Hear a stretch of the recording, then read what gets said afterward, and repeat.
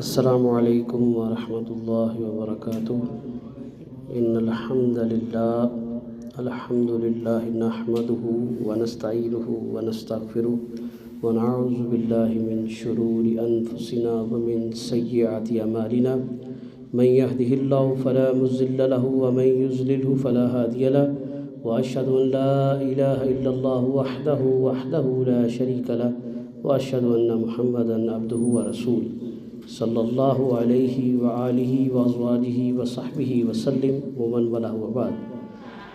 قال اللہ تبارک وتعالی فی القرآن المجید بعد اعوذ باللہ السمیع العلیم من الشیطان الرجیم یا ایھا الذین آمنوا اتقوا اللہ حق تقاتہ ولا تموتن الا وانتم مسلمون یا ایھا الناس اتقوا ربکم الذی خلقکم من نفس واحدہ وخلق منها زوجها وبث منهما رجالا كثيرا ونساء واتقوا الله الذي تساءلون به والارحام ان الله كان عليكم رقيبا يا ايها الذين امنوا اتقوا الله وقولوا قولا سديدا يصلح لكم اعمالكم ويغفر لكم ذنوبكم ومن يطع الله ورسوله فقد فاز فوزا عظيما اما بعد فان خير الحديث كتاب الله وخير الهدي هدي محمد صلى الله عليه وسلم وشر الأمور محدثاتها فإن كل محدثة بدعة فإن كل بدعة ضلالة والضلالة في النار اللهم صل على محمد وعلى آل محمد كما صليت على إبراهيم وعلى آل إبراهيم إنك حميد مجيد اللهم بارك على محمد وعلى آل محمد كما باركت على إبراهيم وعلى آل إبراهيم إنك حميد مجيد ربی اشرح لی صدری ویسر لی امری واحلل عقدۃ من لسانی یفقهوا قولی رب زدنی علما اللہم انفعنا بما علمنا وعلمنا ما ينفعنا وزدنا علما۔ قال اللہ عز وجل فی کلامہ بعد اعوذ باللہ السمیع العلیم من الشیطان الرجیم من حمزہ ونفخہ ونفثہ وهو الذی انشأکم من نفس واحدۃ فمستقر ومستودع فقد فصلنا الآیات لقوم یفقہون۔ اللہ مالک العلام قرآن کریم کے ایک نہایت ہی اہم بات سمجھاتے ہیں، اور اس بات سمجھانے کا مقصد جو ہے وہ اللہ کی وحدانیت کو سمجھانا ہے۔ سورہ آل انعام آیت نمبر 98 وَهُوَ الَّذِي أَنشَأَكُم مِّن نَّفْسٍ وَاحِدَةٍ، اور وہ اللہ ہی ہے جس نے تم کو ایک نفس واحد سے پیدا کیا۔ وہ نفس واحد کیا ہے؟ جناب آدم علیہ السلام۔ اللہ نے آدم علیہ السلام سے بی بی حوا اور ان کی پوری ذریت کو پیدا کیا۔ یہ اللہ اس بات کو بتا رہے۔ فَمُسْتَقَرٌ ومستودع، اور ایک جگہ پر تمہیں استقرار ہے، یعنی زیادہ وقت گزارنا ہے، سکونت کے ساتھ وقت گزارنا ہے، اور ایک جگہ تم نے مخصوص وقت گزارنا ہے، ایک زیادہ رہنے کی جگہ ہے اور ایک تھوڑی دیر کے لیے۔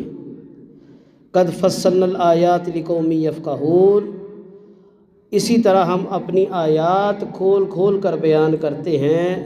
کن کے لیے؟ وہ لوگ جو چیزوں کو سمجھتے ہیں، یفقہون، فہم تدبر رکھنے والے، غور کرنے والے۔ اللہ مالک العلام نے یہاں پر جو وضاحت فرمائی ہے اس سے مراد دو چیزیں۔ ایک تو اللہ نے انسانوں کو یہ سمجھایا کہ تم لوگ انسان ہی ہو، جیسے کہ آج کچھ لوگوں نے یہ تھیوری بنائی، یہ نظریہ، یہ سوچ بنائی کہ انسان بندر ہے، بندر سے ایوالو ہو کر، نشو و نما پا کر آگے انسان بن گئے۔ یہ بندر کی ایڈوانس فارم ہے۔ وہ کہتے ہیں جی بندر کی اور انسان کے جینز میں بڑی چیزیں ملتی ہیں، اس کے اعضاء کی بھی بڑے چیزیں ملتی ہیں، تو لہٰذا یہ بندر سے انسان بنا ہے۔ اللہ نے اس چیز کو مکمل طور پر آج نہیں، آج سے تقریباً 1450 سال پہلے اس چیز کا انکار کر دیا اور بری نوع انسان کو سمجھایا کہ ہم نے تمہیں ایک انسان سے، ایک نفس واحد سے پیدا کیا۔ دوسرا یہاں پر اللہ تعالیٰ نے انسان کی تخلیق کے مراحل کا ذکر کیا۔ پہلا مرحلہ جو ہے اس کا بعد میں ذکر ہے مستودع، یعنی ایسی جگہ جہاں پر چند روز کے لیے یا چند وقت کے لیے اس نے رہنا ہے۔ یہاں پر تفسیر میں جو تابعین ہیں انہوں نے دو چیزیں بیان کی ہیں۔ وہ کہتے ہیں کہ پہلی بات تو یہ ہے کہ مستقر یعنی استقرار، زیادہ دیر رہنے والی جگہ وہ ماں کے پیٹ ہے، کہ ماں کے رحم میں بچہ کتنی دیر رہتا ہے، 9 ماہ کا عرصہ گزارتا ہے۔ اور مستودع وہ اپنے باپ کی پشت میں ہوتا ہے پانی کی حالت میں، اب وہ وہاں پر کچھ دیر کے لیے۔ کچھ تابعین نے یہاں پر یہ بیان کیا کہ اس سے مراد موت ہے، موت کے بعد انسان کے اعمال ختم ہو جاتے ہیں، لہٰذا اب ہمیشگی کی زندگی جو ہے اب وہ شروع ہو گئی۔ اس کا پہلا مرحلہ کیا ہے؟ برزخ، یعنی اب کوئی عمل نہیں ہے، اب اس کو ساری چیزیں محسوس ہو رہی ہیں۔ اگر اس کا کوئی خیر کا معاملہ ہے تو اس کا صلہ مل رہا ہے، اگر کسی برائی میں ساجھ داری کر کے گیا ہے تو اس کا عذاب بھی ہو رہا ہے۔ حدیث رسول کے مطابق نبی کریم صلی اللہ علیہ وسلم نے فرمایا، جو کوئی بھی کسی نیک کام کی ابتدا کرتا ہے اس کو اسی طرح اجر ملتا رہے گا جس طرح بعد میں کرنے والوں کو اجر ملتا ہے، چاہے وہ دنیا میں رہے یا نہ رہے۔ اور اسی طرح اگر کوئی برے کام کی ابتدا کرتا ہے تو جتنے لوگ اس برائی میں ساجھ داری کرتے جائیں گے، وہ برا کام کرتے جائیں گے، اس شخص کو اس برائی کی ابتدا کی وجہ سے اس کے گناہ میں سے بھی حصہ ملتا رہے گا۔ لہٰذا انسان کو بڑی سوچ سمجھ کر زندگی گزارنی چاہیے، اور اللہ یہاں پر یہی بات بیان کر رہے ہیں کہ تمہاری جو ہمیشہ کی زندگی ہے نا، اس کے لیے بڑا سوچ سمجھ کے اعمال کرو، بڑی زندگی ناپ تول کے گزارو۔ آگے اللہ یہ دو چیزیں بیان کرنے کے بعد فرماتے ہیں کہ ہم نے یہ جو تمہیں باتیں بیان کی ہیں یہ عقل والوں کے لیے بیان کی ہیں، جو عقل و فہم رکھتے ہیں۔ سورہ نساء میں اللہ فرماتے ہیں، یا ایھا الناس اتقوا ربکم الذی خلقکم من نفس واحدہ۔ ہم ہر خطبہ جمعہ میں، ہر اجتماع میں اکثر و بیشتر یہ آیت سنتے ہیں۔ عید کا اجتماع ہو، کوئی درس ہو، کوئی دعوتی نشست ہے، علم پڑھنے پڑھانے کی، خطبے کی ابتدا میں یہ آیت پڑھی جاتی ہے سنت کے طور پر۔ سورہ نساء کی آیت نمبر 1 ہے۔ اب یہاں پر اللہ نے تمام جہان کے انسانوں کو مخاطب کر کے فرمایا ہے، اے انسانوں کی جماعت، اے تمام انسانوں یہ سن لو، اللہ کا تقوی اختیار کرو۔ کس اللہ کا؟ جو تمہارا رب ہے، جس نے تم کو پالا ہے، جس نے تم کو پیدا کیا ہے، جس نے تمہاری نشو و نما کی ہے، جس نے تمہاری دنیا میں آنے سے پہلے سے لے کر، یعنی ماں کے رحم کے اندر کوئی دیکھ تو نہیں رہا کہ بچہ کیا کھا رہا ہے، کس وقت کھا رہا ہے، کس طرح کھاتا ہے، تب سے لے کر قبر کی گود میں جانے تک کی ساری ضروریات جس رب نے تمہارے لیے میسر کی ہیں، اس کے آگے سر تسلیم کرو، اس سے ڈر جاؤ، اس کا تقوی اختیار کرو۔ الذی خلقکم من نفس واحدہ، یہاں پر دوبارہ وہ بات دہرائی کہ وہ رب، وہ خالق، وہ مالک، وہ پالنہار جس نے تمہیں ایک نفس سے پیدا کیا۔ روح انسان زمین کے سب سے پہلے انسان جناب آدم ہی ہے، اور آدم سے ہی آگے ساری ذریت چلی ہے۔ حسن بصری رحمہ اللہ علیہ بیان کرتے ہیں کہ مستقر سے مراد موت کے بعد کی زندگی ہے۔ یہ جو میں آپ کو آگے بیان کر رہا تھا، یہ حسن بصری رحمہ اللہ علیہ بڑے مشہور تابعی ہیں، اللہ کے بڑے متقی اور نیک صالح بندوں میں سے گزرے ہیں۔ بیان کرتے ہیں یہاں سے مراد موت کے بعد کی زندگی ہے، کیونکہ وہ مستقر ہے۔ اس زندگی میں انسان کا عمل ختم ہو جاتا ہے۔ ابن مسعود رضی اللہ تعالیٰ عنہ بیان کرتے ہیں مستقر آخرت میں ہے، لیکن صاحب تفسیر بیان کرتے ہیں ان اقوال کو نقل کرنے کے بعد کہ پہلا قول جو ہے نا وہ زیادہ ظاہر ہے کہ آخرت کی زندگی کا تو علیحدہ سے ایک نام دیا گیا ہے نا، یا دار الحیوان، ایسی زندگی جو ہمیشگی والی ہے جس میں موت ہی نہیں ہے۔ یہ جو مستقر حالت ہے نا یہ بھی کسی جگہ جا کر ختم ہو سکتی ہے۔ اب قبر کی زندگی ہے، اس کا اختتام کیا ہے؟ جب حشر قائم ہوگا، جب اللہ تعالیٰ میدان محشر میں لوگوں کو اکٹھا کریں گے، قیامت قائم ہوگی، تب تک جتنے بھی اہل قبور ہیں وہ اپنی قبروں میں برزخ کی زندگی گزار رہے ہیں۔ اب ان کو عذاب ہو رہا ہے، اب ان کو اللہ کی طرف سے انعامات مل رہے ہیں، وہ نیک بندوں میں سے ہیں، صالح میں سے ہیں، یا اللہ کے نافرمانوں میں سے، ہمیں کوئی نہیں پتہ۔ اللہ نے ہمارے اور ان کے درمیان ایک پردہ حائل رکھا ہے، اور اسی کو برزخ کہا جاتا ہے۔ برزخ کا ایک لفظی معنی پردہ بھی ہے، اوٹ بھی ہے، یعنی وہ دیوار، وہ پردہ جو دو بندوں کے درمیان حائل ہو جائے۔ یعنی ہم مسجد میں بیٹھے، ہمیں نہیں پتہ کہ دیوار کے باہر کیا ہو رہا ہے، کوئی کھڑا بات کر رہا ہے، کوئی وضو کی تیاری میں ہے، کوئی مسجد میں آ رہا ہے یا باہر کا۔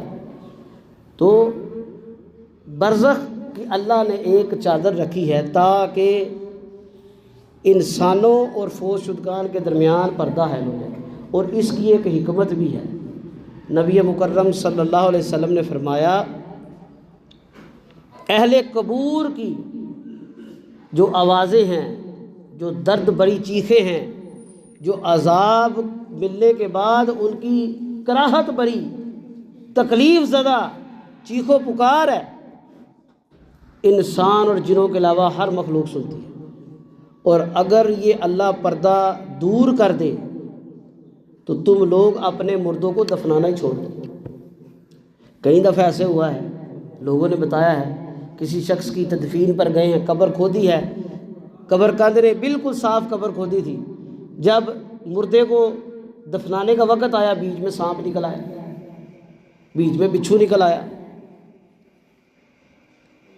یہ عرب کے ایک عالم واقعہ بیان کر رہے تھے، وہ کہتے ہیں مجھے ایک شخص نے آ کے بیان کیا کہ میری بہن فوت ہو گئی، بڑی اچھی تھی، با اخلاق تھی، ہمارے ساتھ ٹھیک تھی، تو جب وہ فوت ہوئی تو اس کے پاس نا کچھ مال تھا، کچھ تھیلی کے اندر اشرفیاں تھیں، تو جو ہمیں خیال نہیں رہا، اس کو تدفین کر رہے، تدفین کرنے کے بعد اس شخص کو، اس کے بھائی کو خیال آیا کہ میں اس کی قبر میں سے وہ نکال لاؤں۔ وہ گیا تو شاید اپنے لالچ میں ہی تھا کہ بہن تو مر گئی ہے، پیسے کا کیا کرے گی، ہم زندہ لوگوں کے پیسے کام ہیں۔ اس نے جب قبر کھودی تو اس کی قبر کے اندر چیخ و پکار اور آگ کے شعلے بھڑک رہے تھے۔ وہ ویسے ہی قبر کو بند کر کے مٹی رکھ کے آ کے ماں کو کہتا ہے کہ اللہ کا واسطہ دے کے پوچھتا ہوں، بتاؤ کہ میری بہن کے اندر کیا خامی تھی، کیا ایسا گناہ تھا؟ وہ کہتی ہے کہ نہیں بیٹا وہ بڑی اچھی تھی۔ کہتا ہے اللہ کا واسطہ دے کے کہتا ہوں، میں جو منظر دیکھ کے آیا ہوں وہ ناقابل بیان ہے۔ میں نے اس کی قبر کے اندر آگ کے انگارے دہکتے دیکھے۔ وہ کہتی ہے کہ بیٹا تیری بہن سارے کام اچھے کرتی تھی لیکن نماز نہیں پڑھتی تھی، اور نماز کا وقت آتا تو سستی کر جاتی تھی۔ اب دیکھیے ہم لوگ تو بے نمازی کو بڑا عام سمجھتے ہیں، اب یہ چیزیں اللہ نے کیوں بتائی ہیں؟ یہ بھی اللہ کی ایک رحمت ہے کہ اللہ نے جو عذاب، جو سزائیں دینی ہیں، اللہ نے اس کا مظہر، اس کے کچھ حصے اپنے بندوں کو دکھا دیے ہیں۔ یہ جس شخص نے دیکھ لیا ہے کہ بے نمازی کی قبر میں آگ دہک رہی ہے، وہ نماز چھوڑے گا؟ اس کا دل کرے گا نماز چھوڑنے کو؟ وہ تو موت کی حالت میں بھی ہوگا تو کہے گا پہلے مجھے نماز پڑھ لینے دو، پتہ نہیں ہو سکتا یہ آخری نماز میری نجات بن جائے۔ اور صحابہ کرام یہ کہا کرتے تھے کہ 2 رکعت نماز جو ہے اگر اللہ کی بارگاہ میں قبول ہو جائے، کتنی؟ 2 رکعت. اور نفلی نماز، اگر نفل نماز 2 رکعت اللہ کی بارگاہ میں قبول ہو جائے، خیر الدنیا وما فیہا، دنیا اور اس میں جو کچھ ہے اس سے بہتر ہے. یہ اتنی بہترین عبادت ہے اور ہم لوگ اتنے غافل پھر رہے ہیں. یہ اللہ کا تقویٰ یہ نہیں ہے کہ صرف اچھی اچھی باتیں کرتے جاؤ، اچھے معاملات کرتے جاؤ اور نمازیں پڑھو نہ پڑھو کوئی بات نہیں جی، اللہ معاف کرنے والا ہے. بڑھاپے میں دیکھ لیں گے، ابھی تو جوانی ہے، ابھی تو طاقت ہے. بڑھاپے میں تو مسجد میں جانا ہی جانا ہے نا جی، وہ تو مجبوری ہو جاتی ہے. نوجوان کے پاس تو آپشن ہی بڑی ہیں. ملازمت کرتا ہے تو اپنی ملازمت والی جگہ پر چلا جائے، شام کو دوستوں کے ساتھ نکل جائے، کسی ٹھیلے پر جا کر بیٹھ جائے. کوئی بڑا بزرگ تو بیچارہ مغرب کے بعد نکلتا ہی نہیں ہے. سردیوں کے موسم میں اس سے تو بیٹھا ہی نہیں جاتا بازاروں میں، چوکوں چوراہوں میں. اور نہ کوئی بزرگ کو پاس بٹھانا پسند کرتا ہے. وہ کہتے ہیں جی کوئی ایسی نازیبہ باہر نکلا ہے تو ہمیں شرم آئے. اور گھر کے حالات ایسے ہیں کہ اگر کسی کو نصیحت کر دی جائے تو جس کو سمجھ آئے تو ٹھیک ہے، جس کو اچھی نہ لگے وہ کہتا ہے بابا جی ٹھیک ہے تو یہ گلاں ٹھیک کر دیو، اللہ اللہ کریا کرو، مسجد دا بوا سانبھو. اور مسجداں بھی تو کہیں بات کرنی نے نا، یہ مسجدیں بوڑھوں کے لیے ہیں. اگر کوئی جوانی کی حالت میں مر گیا بڑھاپے سے پہلے، وہ نمازیں نہ پڑھتا، اس کا کیا حال ہوگا؟ کیا جواب دے گا؟ اللہ میں نے نیت کی ہوئی تھی کہ میں بڑھاپے میں نمازیں پڑھوں گا. یہ اللہ کا تقویٰ ہے. جس وقت آپ کو موقع ملے، جو عبادت آپ کر سکتے ہیں آسانی کے ساتھ مستقل طور پر اس کو کرتے جائیں. اللہ کا ذکر ہے، نماز ہے، قرآن کی تلاوت ہے، دین کو پڑھنا پڑھانا ہے، اپنے آپ کو چغلی، غیبت، جھوٹ، بد زبانی، بد اخلاقی سے بچانا ہے، کسی کی دل آزاری سے بچنا ہے. یہ بڑے چھوٹے کام نظر آتے ہیں، بڑے آسان ہیں، لیکن ہم کرتے نہیں ہیں. اللہ یہی بات فرماتے ہیں کہ اے کائنات کے لوگوں، اللہ کا تقویٰ اختیار کرو. اس اللہ کا جس نے تمہیں پیدا کیا ہے، جس نے تمہاری نشو و نما کی ہے، جس نے تمہاری دنیا کے وجود میں آنے سے پہلے، تمہارے دنیا میں آنے سے پہلے سے لے کر قبر میں جانے تک تمہارے ساری ضروریات کا بندوبست کیا ہے کوئی ایسا خالق؟ یہ اللہ کی توحید کا تعارف ہے. اور میں یہ کہا کرتا ہوں کہ کائنات کے ہر مظہر، کائنات کے ہر عمل، کائنات کے ہر سرکل کی وضاحت صرف اللہ کی ذات ہے. چاند کیسے حرکت کر رہا ہے جی، زمین میں کشش کیسے ہے. اب کچھ لوگ کہتے ہیں جی اللہ کی ذات کہاں پر ہے، تو اس کی بہترین مثالوں میں سے ایک مثال ہے کہ زمین کے اندر گریوٹی ہے، کشش ہے. ہم محسوس کرتے ہیں ہم چل رہے ہیں. یہ ایک بال لے کر اوپر پھینکے نا آسمان پہ، واپس کیوں آتا ہے؟ سائنس کہتی ہے کہ زمین کے اندر کشش ہے، گریوٹی ہے، وہ اپنی طرف چیزوں کو کھینچتی ہے. کیا کبھی کسی کو نظر آئی ہے؟ کتنے کلو کی ہے، کتنے سینٹی میٹر کی ہے، کتنے فٹ کی ہے، کتنے میٹر کی ہے؟ کوئی اس کو ناپ نہیں سکا. یہ اللہ کی قدرت کا صرف ایک مظہر ہے. اور اللہ تعالیٰ سورہ آل انعام کے اندر آیت نمبر 99 میں اپنی ذات کی کچھ نشانیاں بیان کرتے ہیں. وَهُوَ الَّذِي أَنزَلَ مِنَ السَّمَاءِ مَاءً، وہی ذات ہے جو آسمان سے پانی کو نازل کرتی ہے. پانی کہاں سے آتا ہے؟ آسمان سے. اب اس کا مقصد کیا ہے؟ فَأَخْرَجْنَا بِهِ نَبَاتَ كُلِّ شَيْءٍ فَأَخْرَجْنَا مِنْهُ خَازِرًا نُخْرِجُ مِنْهُ حَبًّا مُتَرَاكِبًا. اب جو پانی نازل ہوتا ہے، فَأَخْرَجْنَا بِهِ نَبَاتَ كُلِّ شَيْءٍ، ہر چیز کا اس میں اللہ نے لائف سائیکل پانی میں رکھا ہوا.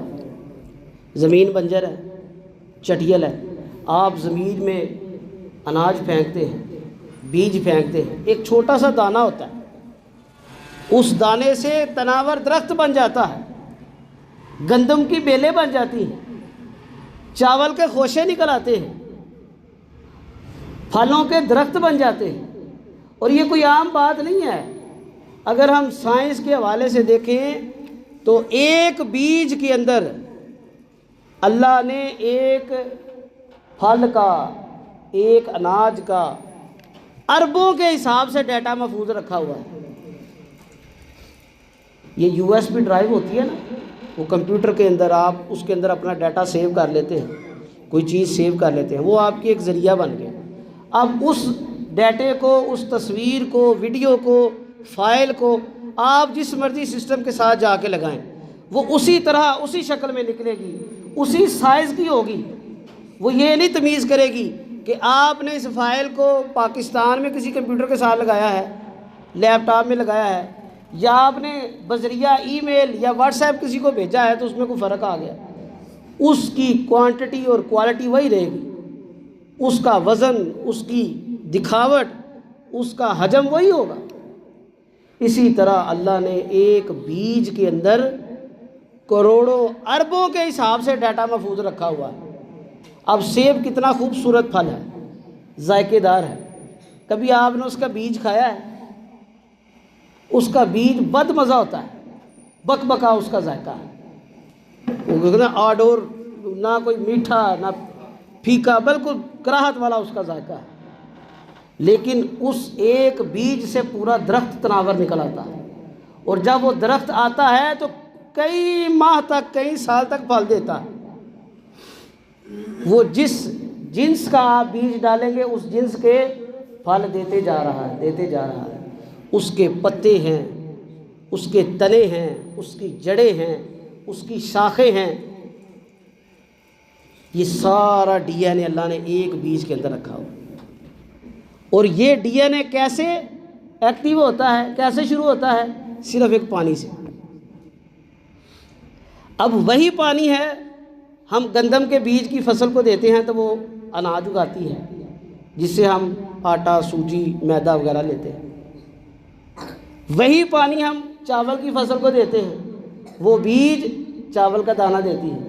اور مزے کی بات، ہر چاول کی فصل کا اپنا علیحدہ ذائقہ ہے، اپنا علیحدہ وزن ہے، اپنا علیحدہ سائز ہے، اس کی پکائی میں اس کے معاملات علیحدہ ہیں۔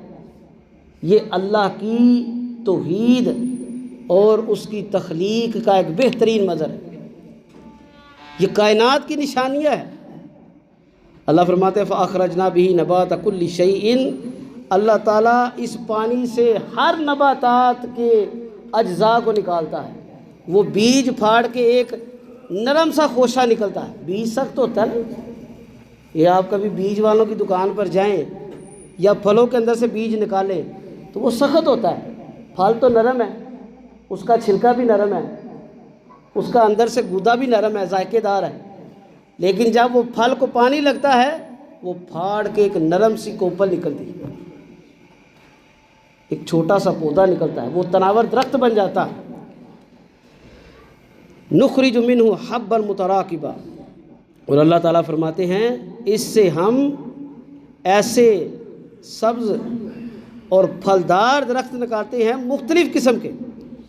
وَمِنَ النَّخْلِ مِن طَلْعِهَا قِنْوَانٌ دَانِيَةٌ، اور کھجور میں سے ایسے خوشے جو جھکے ہوئے ہیں، اکٹھے ہیں، ذائقے دار ہیں۔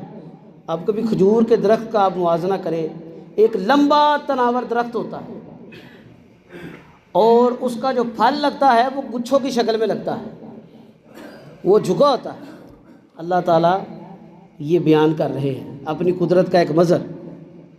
وَجَنَّاتٍ مِّنْ أَعْنَابٍ، اور پھل ہیں انگور میں سے، وَالزَّيْتُونَ، اور زیتون کے باغات ہیں، وَالرُّمَّانَ، اور انار کے باغات ہیں، متشابہہ وغیر متشابہ، آپس میں ملے جلے بھی ہیں اور غیر ملے جلے بھی، ایک ہی بریڈ کے، ایک ہی نسل کے بھی ہیں اور علیحدہ علیحدہ نسلوں کے بھی ہیں۔ اب پاکستان کا ایک مشہور پھل ہے آم، ہر سال گرمیوں کے سیزن میں آم کی نمائش لگتی ہے، کراچی میں، ملتان میں، لاہور میں، وہاں پر کئی قسموں کے آم لوگ لے کر آتے ہیں جو پاکستان میں ہی بنتے ہیں۔ پھل کا نام کیا ہے؟ آم ہی ہے، سینکڑوں اس کی قسمیں۔ اسی طرح انگور ہے، ایک ہی باغ میں لگا ہے انگور، لیکن بیج کے حوالے سے ایک خوشوں کی لائن ایک نسل کی ہے، ایک دوسری نسل کی ہے۔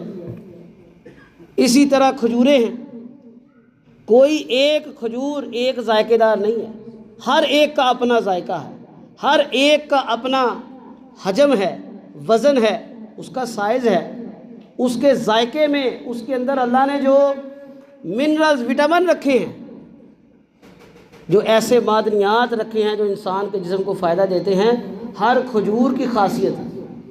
اب عرب میں ایک کھجور مشہور ہے، اس کو سکری کہا جاتا ہے، وہ میٹھی ہوتی ہے قدرے، تو وہ مقامی عربی لوگ کہتے ہیں جس کو ذیابیطیز ہے، ڈائبٹیز ہے، اس کے لیے تو چینی کا استعمال، شہد کا زیادہ استعمال درست نہیں ہے، تو کہتے ہیں اگر اس کو میٹھے کی کریونگ ہو نا، اس بات کی طلب ہو کہ میں نے میٹھا کھانا ہے، تو وہ سکری کھجور کھا لے۔ قدرتی طور پہ وہ میٹھی بھی ہے، ذائقے دار بھی ہے، لیکن اس کا شوگر کانٹینٹ جو ہے، اس کے اندر چینی کا جو اللہ نے حجم رکھا ہے، مقدار ہے، عام کھجوروں سے کم ہے۔ نیچرل سویٹنر جسے کہا جاتا ہے، قدرتی میٹھا۔ اب یہ کس نے ٹیکے لگا لگا کے کھجور کے اندر بنا ہے؟ یہ کس نے کھجور کا بنایا ہے سلسلہ؟ اللہ کی ذات کے علاوہ کوئی نہیں۔ یہ اللہ کی ذات اور قدرت کا ایک مظہر ہے۔ اللہ یہ ہمیں نشانیاں بیان کر رہے ہیں کہ دیکھو ایک کھجور کی گٹلی تم نے لی، اس کو زمین میں تم نے دبا دیا، اس کو تم نے آبیاری کی، پانی لگایا، کھاد ڈالی، اب وہ ایک تناور درخت بن گیا ہے، اس سے اب سینکڑوں ہزاروں کھجوریں مل رہی ہیں۔ اب ایک کھجور کی گٹلی میں کتنا ڈیٹا آ گیا؟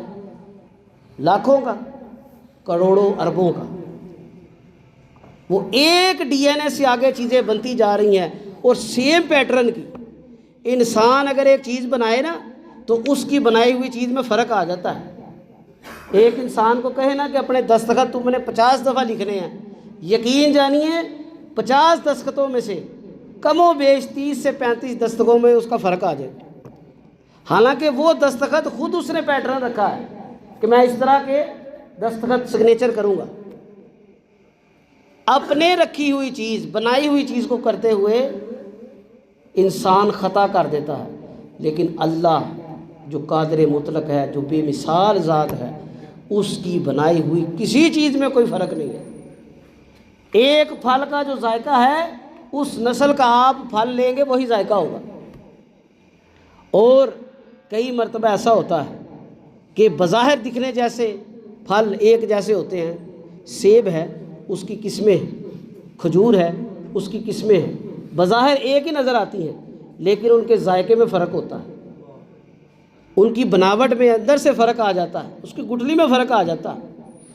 تو اللہ یہی فرماتے ہیں متشابہن وغیر متشابہ، اور یہ جو کھجوریں ہیں، یہ جو انگور ہے، یہ انار ہے اور زیتون ہے، یہ آپس میں ملے جلے بھی ہیں اور غیر متشابہ بھی ہیں۔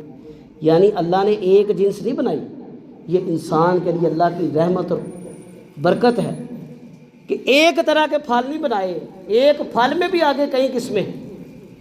اور آگے فرمایا انظروا الی ثمرہ اذا اثمر وینعہ، ہر ایک پھل کو دیکھو اور اس کے پکنے کو دیکھو، اور اس میں اللہ نے نشانیاں رکھی۔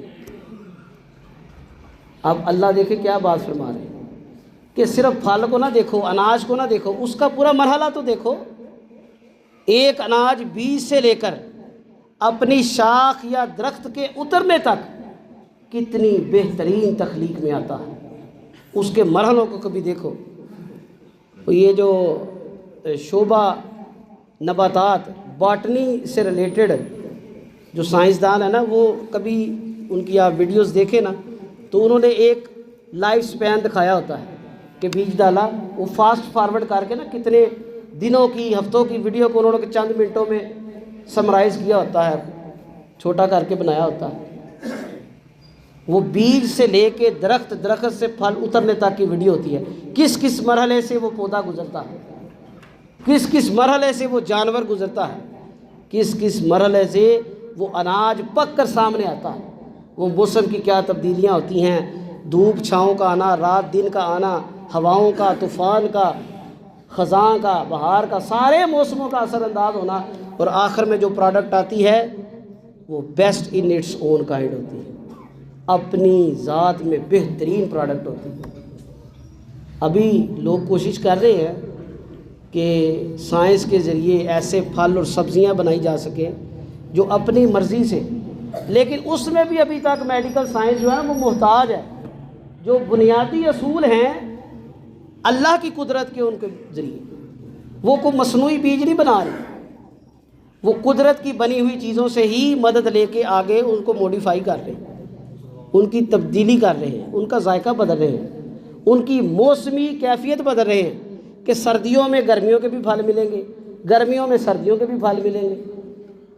یہ طریقہ کار، یہ سارا نظام اللہ کی قدرت سے ہی لے کے کر رہے ہیں۔ ان فی ذلک لآیۃ لقوم یؤمنون، بے شک یہ نشانی ہے ان لوگوں کے لیے جو عقل رکھنے والے ہیں، جو ایمان رکھنے والے ہیں۔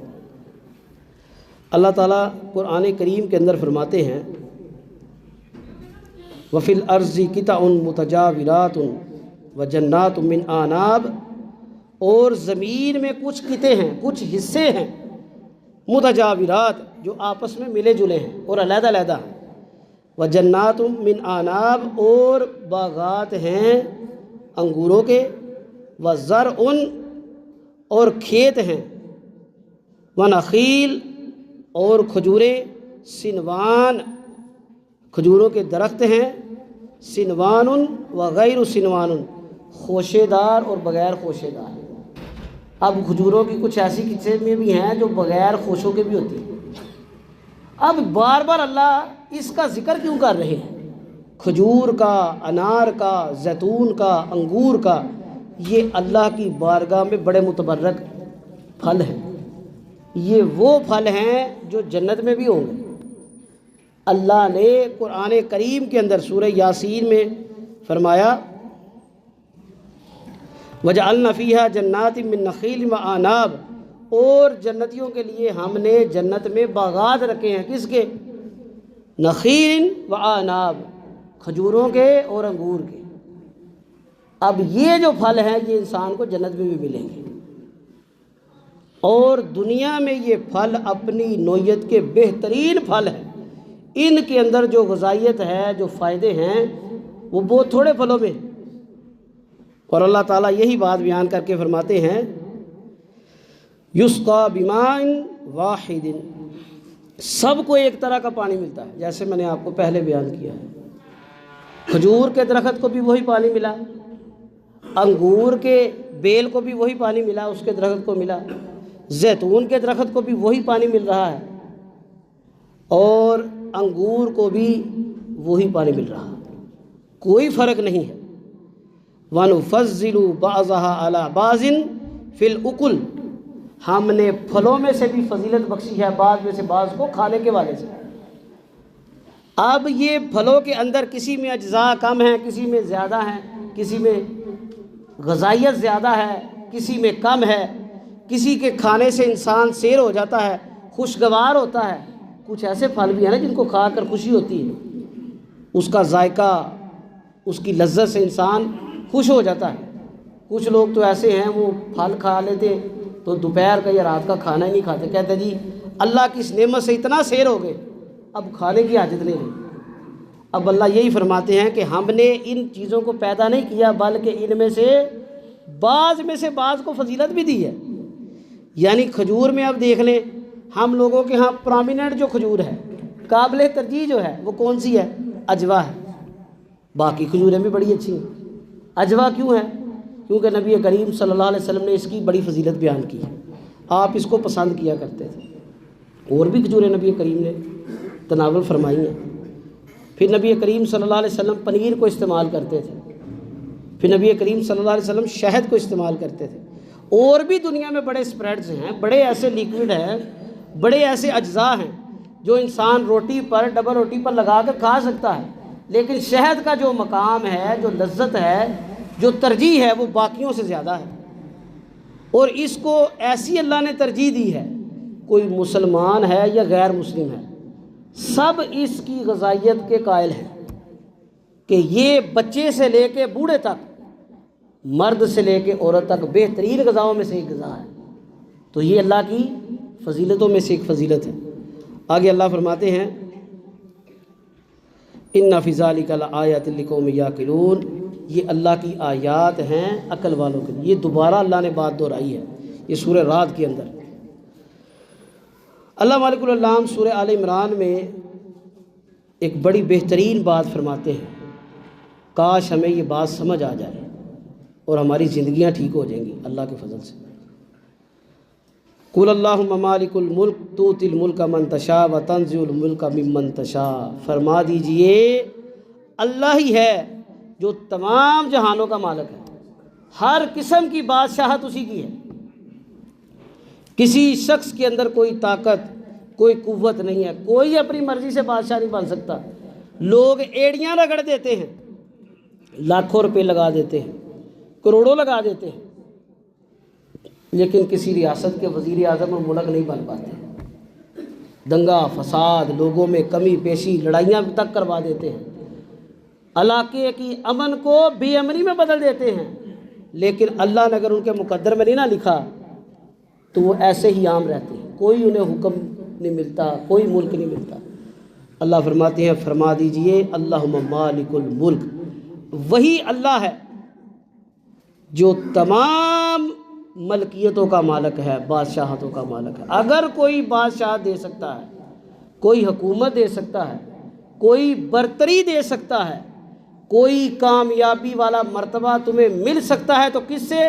صرف اللہ سے۔ تؤتی الملک من تشاء، جس کو چاہے اللہ بادشاہ دے دے۔ اب اللہ نے داؤد علیہ السلام کو جب بادشاہت دی تھی تو کیا داؤد علیہ السلام کسی بادشاہ کے بیٹے تھے؟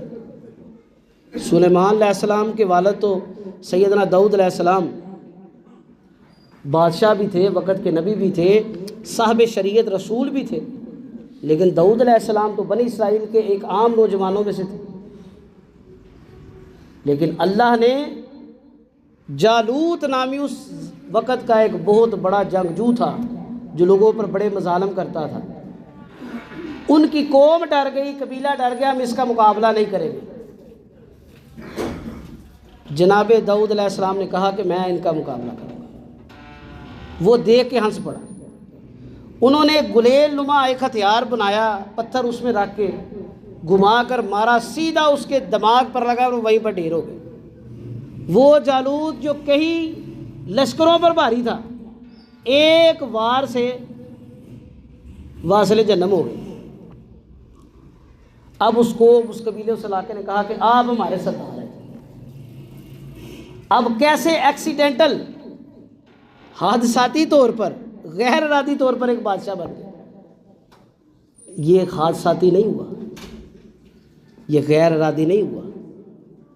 ما کان ما یکون، جو ہوتا ہے، جو ہو گیا، جو ہونے والا ہے، اللہ کے اذن سے ہو رہا ہے۔ ہمیں بڑے بڑے مفکر بیٹھ کے سمجھاتے ہیں نا جی دیکھیں یہ چیز حادثاتی طور پر ہو گئی، یہ لوگ ایسے ہی بیٹھے بٹھائی ہوگی۔ کوئی چیز بیٹھے بٹھائے نہیں ہو رہی، اللہ یہی بیان کر رہے ہیں۔ اور میں نے پہلے یہی لفظ استعمال کیا تاکہ آپ کے چہرے کا تاثر دیکھا جائے کہ آپ کو اس بات پر کتنا یقین ہے کہ حادثاتی کام ہوتا ہے کہ اللہ کرتا ہے۔ یہ آیت پہلے پڑھی، تؤتی الملک من تشاء، جس کو اللہ چاہے بادشاہت دے دے۔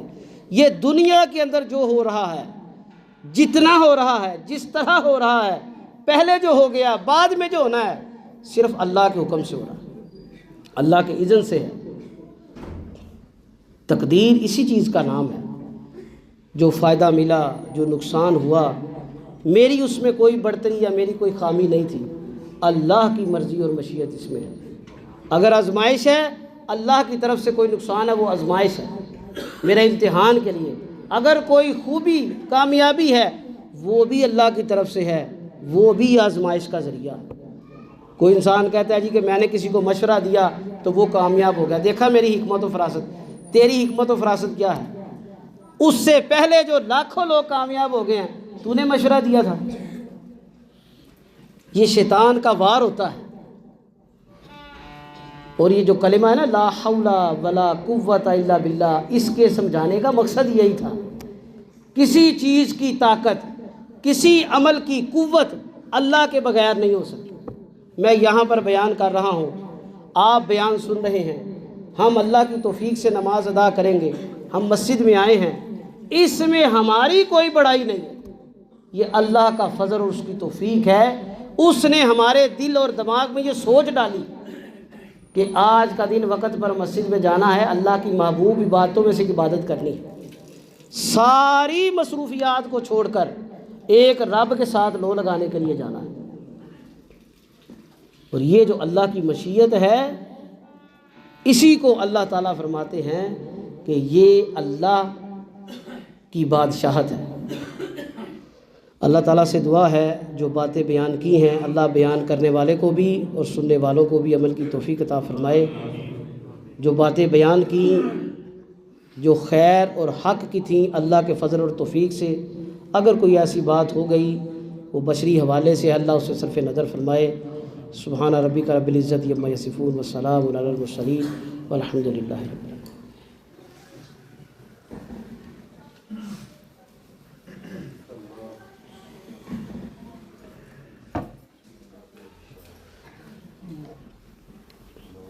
ان الحمد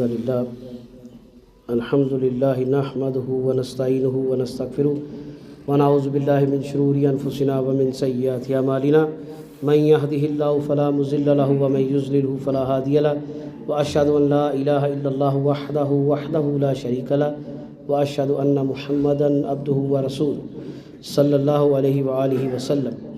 قال اللہ تبارک وتعالی فی القرآن المجید بعد اعوذ باللہ السمیع العلیم من الشیطان الرجیم یا ایھا الذین آمنوا اتقوا اللہ حق تقاتہ ولا تموتن الا وانتم مسلمون۔ اما بعد فإن خیر الحدیث کتاب اللہ وخیر الہدی ہدی محمد صلی اللہ علیہ وسلم وشر الامور محدثاتها فإن كل محدثۃ بدعۃ فإن كل بدعۃ ضلالہ الضلالۃ فی النار۔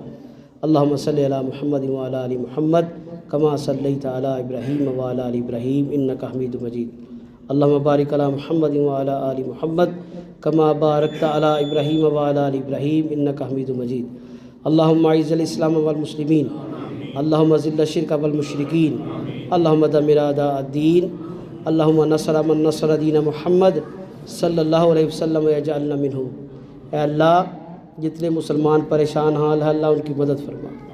اے اللہ فلسطین میں، شام میں، اردن میں، کشمیر میں، سوڈان میں، پاکستان میں، جہاں پر بھی اللہ مسلمانوں پر ظلم ہو رہا ہے، مظلوموں پر ظلم ہو رہا ہے، اللہ مظلوموں کی مدد فرما، اللہ ظالموں کو ہدایت عطا فرما۔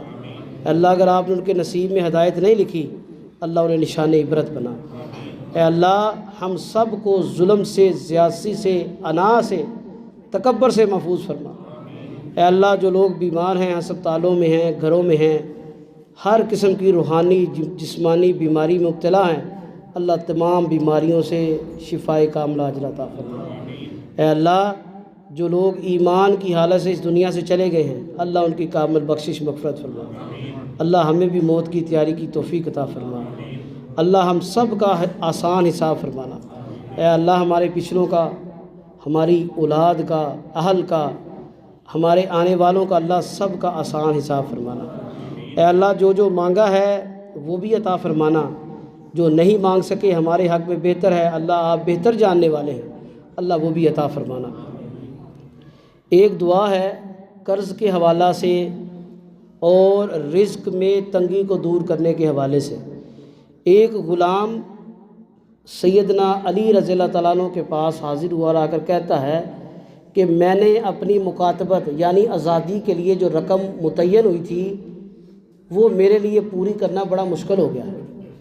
تو سیدنا علی رضی اللہ تعالیٰ عنہ بیان کرتے ہیں کہ کیا تجھے میں ایسی دعا نہ بتاؤں جو رسول اللہ صلی اللہ علیہ وسلم نے مجھے سکھائی تھی، اور اگر تجھ پر سیر پہاڑ جتنا، یہ اس وقت کی ایک وادی تھی، اس کے پہاڑ تھے بڑے، اس کے برابر بھی قرض ہوگا تو اللہ اتار دیں گے۔ وہ دعا سیدنا علی رضی اللہ تعالیٰ عنہ نے بتائی، اللہم مکفنی بحلالک عن حرامک و اغننی بفضلک عمن سواک۔ اے اللہ، آپ کی جتنی حلال چیزیں ہیں ان حلال چیزوں کو میرے لیے حرام چیزوں پر کافی کر دیجیے، یعنی مجھ سے تمام حرام چیزوں کو دور کر دیجیے اور ہر قسم کی حلال چیز میرے لیے کافی کر دیجیے۔ وَأَغْنِنِي بِفَضْلِكَ عَمَّن سِوَاكَ، اور اپنے فضل کے ساتھ مجھے غنی کر دیجیے۔ تو کوشش کیا کیجیے کہ جو مسنون دعائیں ہیں ان کو بھی یاد کریں اور زندگی کا حصہ بنائیں۔ سبحان ربک رب العزت عما یصفون والسلام علی المرسلین۔